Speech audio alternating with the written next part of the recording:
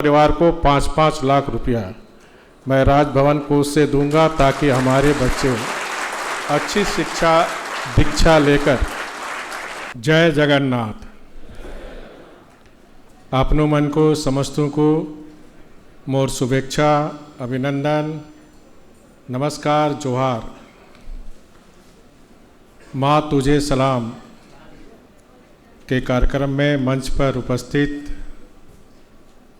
BSF Orissa के IG Shri Charu ध्वज अग्रवाल जी, coast guard के DIG Shri SR Das ji, CRPF Orissa के ग्रुप सेंटर के डीआईजी श्री बेबी सेठी जी,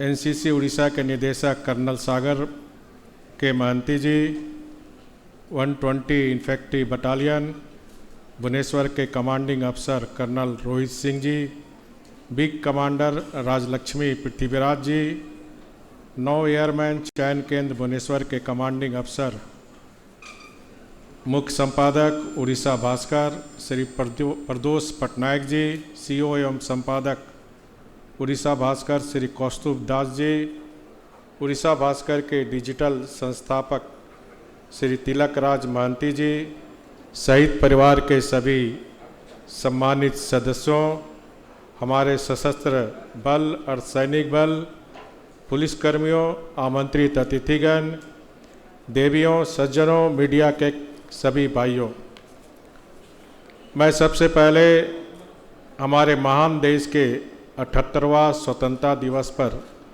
आप सभी को हार्दिक बधाई और शुभकामनाएं देता हूं।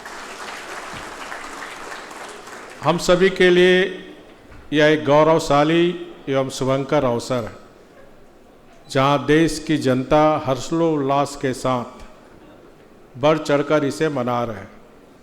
यह हमारे लिए खुशी के साथ साथ गर्व की बात है कि देश भर में शहरों से लेकर गांवों तक, बच्चों और युवाओं से लेकर बुजुर्ग तक हर कोई उत्साहित होकर आज़ादी के इस त्यौहार को मना रहे हैं।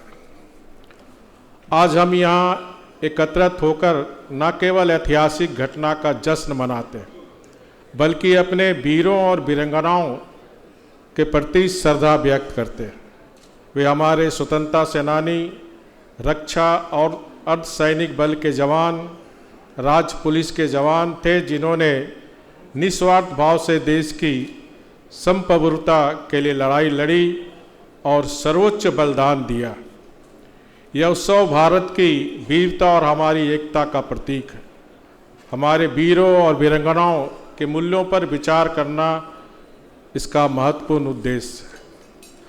पिछले 14 वर्षों से हर स्वतंत्रता दिवस पर हमारे वीर शहीदों के परिवारों को, सदस्यों को सम्मानित करने के लिए इस अनूठे कार्यक्रम माँ तुझे सलाम का आयोजन करने के लिए आयोजक को मैं बहुत बहुत बधाई देता हूँ। वास्तव में उड़ीसा भास्कर के लिए डिजिटल टीम ने जो कार्य किया उसका उदाहरण मिलना मुश्किल है। उड़ीसा के शहीदों के परिवार को वित्तीय सहायता दी गई। इस कार्यक्रम में जिन्होंने भी धन दिया, मैं उनका भी आभारी हूँ। बूंद बूंद से सागर भरता है, ये सुना बहुत है, लेकिन थोड़ी और छोटी रकम से उतनी बड़ी मात्रा में धन का एकत्रितकरण करना और सचमुच में यह प्रयासों का, यह पत्र की लोकप्रियता की घोतक है। अभी 5 वीर शहीद परिवारों ने अपनी व्यथा समाज के समक्ष रखी। मैं उन्हें आश्वस्त करता हूँ, चाहे वो इंश्योरेंस के क्लेम की पैसा हो, चाहे बच्चे की रोजगार की समस्या हो, या फिर जो मेघालय में जो फर्स्ट हमारी बहन बोली उसकी जो समस्या, उस समस्या में 5 से आपसे अलग से मिलकर आपकी समस्या का निदान करने का कोशिश करूँगा। मैंने देखा कि छोटे छोटे बच्चे भी उस बहनों के साथ थे, तो प्रत्येक पीड़ित परिवार को 5-5 लाख रुपया मैं राजभवन कोष से दूंगा ताकि हमारे बच्चे अच्छी शिक्षा दीक्षा लेकर रहे। युद्ध के मैदान में जवान लड़ते हैं, पहाड़ों की चोटियां पर अपने पुरुषार्थ का प्रदर्शन करते हैं, जान पर जूझते हैं, बलिदान देते हैं। लेकिन जो साधारण नागरिक है वो किस तरह से योगदान दे, ये विचार की बात है। वैसे तो लड़ाई के वक्त फौज नहीं लड़ती, सारा देश लड़ता है।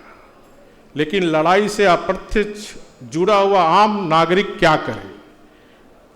वे धन दे सकता है, केवल एक बार नहीं, बार बार दे सकता है। नागरिक सक्रिय सहयोग दे रहा है, अच्छी बात है। यह कार्यक्रम अपनी धरती से जुड़कर और अपने नायकों को सम्मानित करके गर्व और संतुष्टि की भावना पैदा करता है। यह कार्यक्रम हमारी युवा पीढ़ी को भारत की एकता, अखंडता और इसकी पोषित विकास की रक्षा करने और राष्ट्र निर्माण में सक्रिय रूप से भाग लेने के लिए प्रेरित करेगा। हाल ही में हमने कारगिल में अपनी जीत के 25 साल पूरे होने का जश्न मनाया है। कारगिल विजय ने भारतीय इतिहास में एक और गौरवशाली अध्याय लिखा। हमारी सशस्त्र सेनाएं दुनिया में सर्वश्रेष्ठ में से एक है। चारों ओर सकारात्मक और आशावाद का वातावरण है। आज हमारे इतिहास से दोबारा जुड़ने का अवसर है। यह हमारे वर्तमान का आकलन करने और आगे बढ़ने के रास्ते पर विचार करने का भी अवसर है। वर्तमान पर नज़र डालें तो हम पाते हैं कि भारत ने केवल विश्व मंच पर अपना उचित स्थान प्राप्त किया है, बल्कि अंतर्राष्ट्रीय व्यवस्था में भी अपनी प्रतिष्ठा बढ़ाई है। हमारा देश नए संकल्पों के साथ अमृत काल में प्रवेश कर चुका है और हम अपनी आज़ादी के शताब्दी वर्ष 2047 तक भारत को एक समावेशी और विकसित राष्ट्र और विकसित भारत बनाने की दिशा में आगे बढ़ रहे हैं। देश के भलाई के लिए जुनून हर व्यक्ति के दिल में होना चाहिए।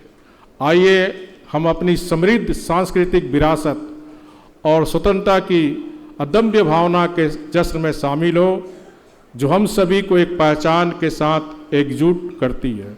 वह भावना है हम भारतीय हैं। हम में से प्रत्येक एक समान नागरिक है।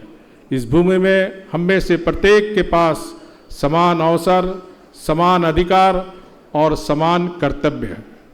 भारत के एक जिम्मेदार नागरिक के रूप में यह हमारा कर्तव्य है कि हम जो कुछ भी कर सकते हैं राष्ट्र के लिए करें। स्वतंत्रता दिवस हमें अतीत की याद दिलाता है, भविष्य में आगे बढ़ने का प्रेरणा देता है, देश के लिए एक सशक्त और जागरूक नागरिक बनाने में जोरदार प्रदान करता है, नौजवानों को हिम्मत प्रदान करता है। तो आइए हम अपने राष्ट्र निर्माताओं के सपनों को साकार करने के लिए सद्भाव और भाईचारे की भावना के साथ आगे बढ़े। हम सब व्यक्तिगत और सामूहिक गतिविधियों के प्रत्येक क्षेत्रों में उत्कृष्टता की दिशा में प्रयास करते हुए अपने मौलिक कर्तव्यों को निभाने का संकल्प लें, ताकि राष्ट्र लगातार आगे बढ़ता रहे। मैं विश्वास करता हूँ कि और समाचार पत्र भी और पत्रिकाएं भी वीर शहीद परिवारों के लिए इस तरह का रचनात्मक और अपनी लेखनी से देशभक्ति की भावना को जगाते रहेंगे। स्वतंत्रता दिवस के इस अवसर पर मैं एक बार फिर आप सभी सीमाओं की रक्षा करने वाले हमारी सैनिक, आंतरिक सुरक्षा प्रदान करने वाले बलों और पुलिस के जवानों तथा दुनिया के हर हिस्से में हमारे रहने वाले प्रवासी सदस्यों को अपनी शुभकामनाएं देता हूं। आप सबको मेरी ढेर सारी शुभकामनाएं। भारत माता की जय। वंदे मातरम। जय हिंद।